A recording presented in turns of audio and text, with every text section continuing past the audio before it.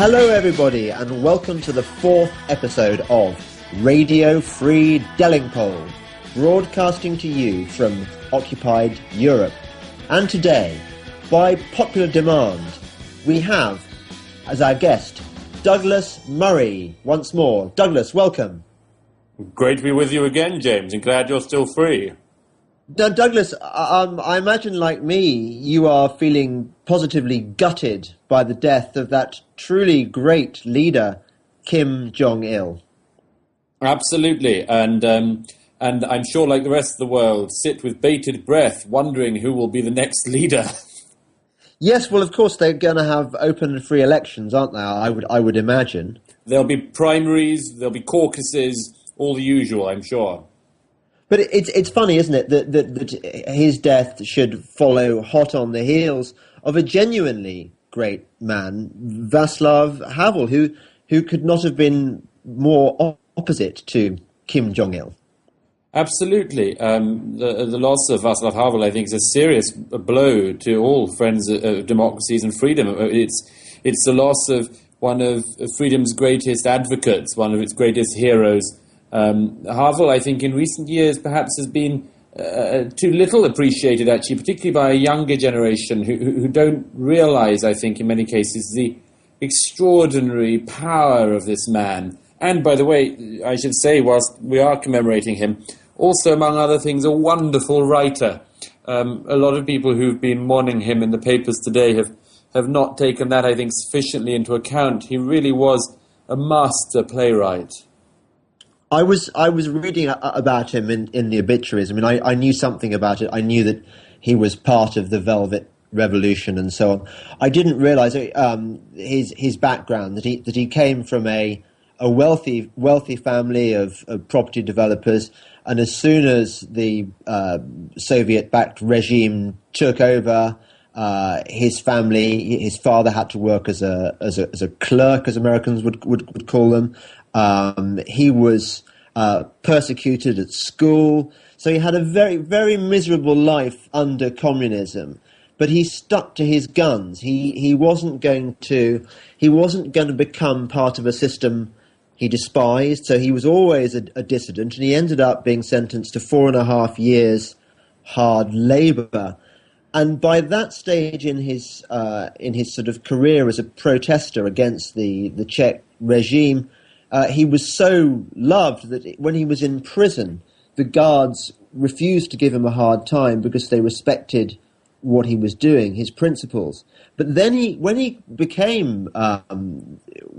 got into political power, he didn't really know what to do with it. I mean, isn't this the problem with people of our persuasion, those of us who believe in small government? You know, Václav Havel, when he became president of the Czech Republic, he was sort of content to let the people make up their minds, to you know, whatever went. He wasn't going to fight for particular political principles because he didn't really believe in strong government. Is that a fair assessment? I'm not sure it's an entirely fair assessment. I think that his genius really, apart from his writing, was as a transitional political leader. Right. I think a lot of transitional political leaders do find the period after transition difficult, for want of a better term. It's extremely hard also, of course. We've got to remember that when a society has been almost entirely wrecked, and when you see societies such as those that laboured under communist dictatorship, it's extremely hard to rebuild society like that. It isn't the work of a day, it isn't the work even of a year or a decade.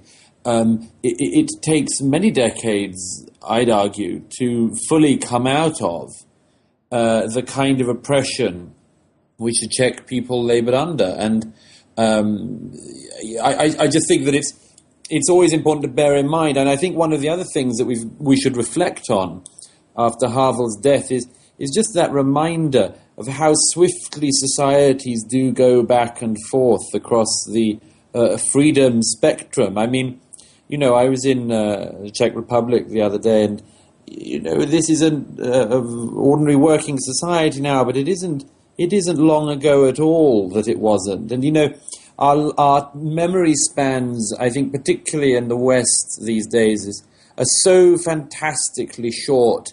We remember things. We talk about epochs when we mean yesterday, and forget things that happened in half a lifetime.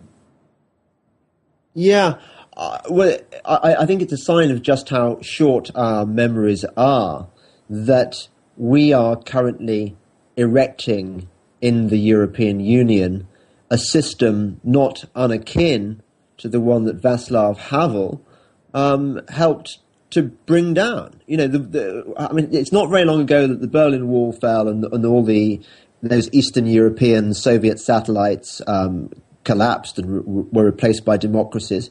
And yet here in the EU, we have people like Mario Draghi, Angela Merkel, et al., the usual rogues gallery, trying to erect this new socialist superstate. I mean, what does that say about our general intelligence and understanding of history?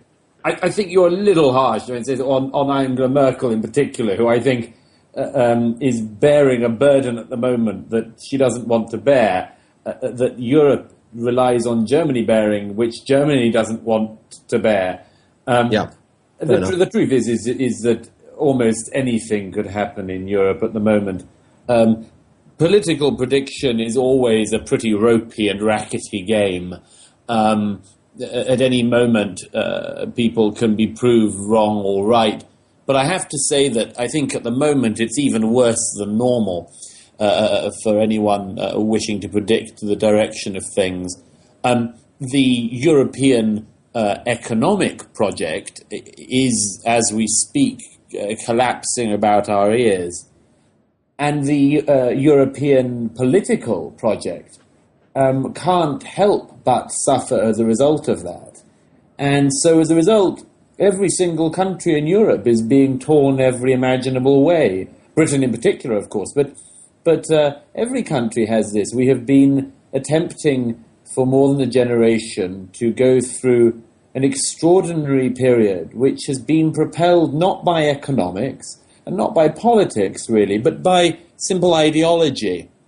And I think it's worth remembering that when people say, how could we have got here economically? I would say we didn't get here because of economics. We got here because of an ideology, which has just come apart as surely as it always was going to, because it was an ideology which was incapable of working. Yes. Now, before we move on to American politics, I think we ought to pause briefly in Britain and discuss the ineffable, mystifying creature that is Nick Clegg, our Deputy Prime Minister. And I feel rather guilty about introducing this complete non-entity to American listeners. On the other hand, I think the presence of this man in our government as our Deputy Prime Minister is entirely indicative of just why David Cameron's coalition is going to be an absolute disaster for Britain. Number one, Douglas, you may have noticed that among those still clinging to this European ideal long after the rest of us have abandoned it is Nick Clegg. Nick Clegg still seems to believe that, you know, our place is in Europe, shackled to this corpse. If I can say so, there is one very obvious reason for that, James. I've long held to it that the reason why Nick Clegg remains welded to this is because come the next general election in Britain and the massacre at the polls that the Liberal Democrats will get, the only way in which Nick Clegg could remain in any kind of employment is if he goes to Brussels and becomes a commissioner. Yes, if there is the job market isn't open for him otherwise. That's very true. I just wonder whether there will be a European Union left by the time they lose the next general election. It would be a very beautiful thing indeed if Nick Clegg arrived in Brussels just as the place fell down. It would be fantastic, wouldn't it? I don't know whether you've seen the other extraordinary thing that Nick Clegg said the other day. I mean, Nick Clegg's job seems to be in a way, the flak catcher, the great distraction that David Cameron uses to distract the electorate from his own inadequacies. So he'll always put forward Nick Clegg to say something really stupid. And Nick Clegg has just made this speech saying that the Conservatives should not be allowed to give tax credits to encourage people to get married. He said that we should not take a particular vision of the family institution, such as the 1950s model of suit-wearing, bread-winning dad and aproned homemaking mother, and try and preserve it in aspic.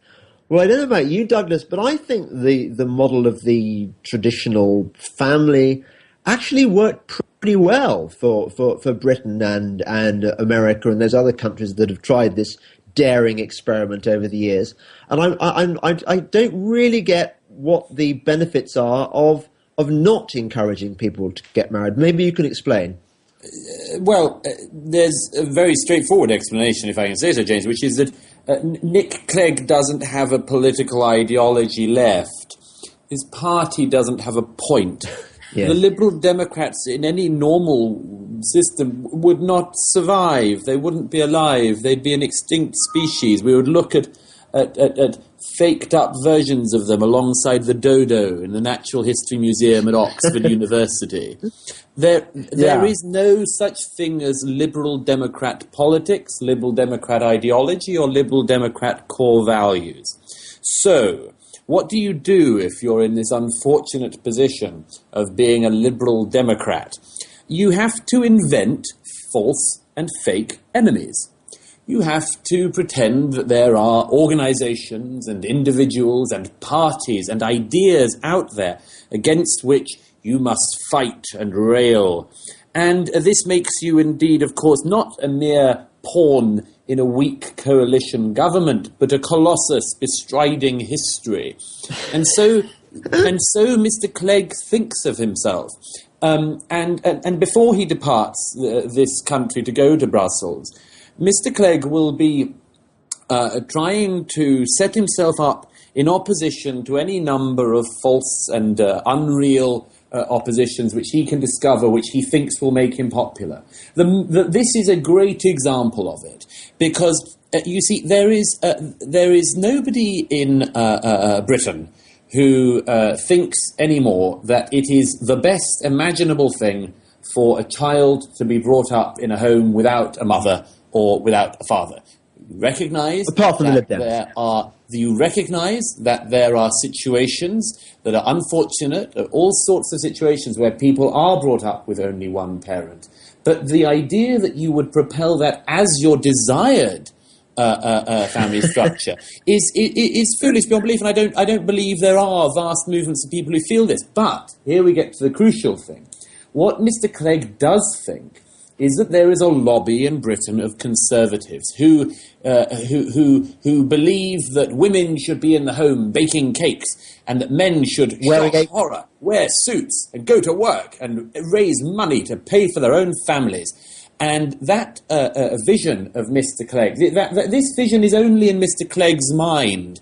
It doesn't exist in the minds of conservatives. But you see, what they want to do is to completely characterize conservatives. They want to pretend that when you say something about the family, you are, for instance, bashing gays, that sort of thing. Now, I mean, I wrote a piece recently in the Spectator magazine, to which, of course, we're both contributors, and you know, I mentioned there that, you know, there's a perfectly good argument, a conservative argument for gay marriage, which, fortunately, I have to say, is one of the few times I've ever written anything that has almost immediately been taken up by the Prime Minister as an argument, but it happily was. And I think that most, well, may he listen to these podcasts, James, but I think most conservatives do see the fact that you can, as a society, reward and encourage people who form lasting unions, that you should not have systems in your tax credits or anything else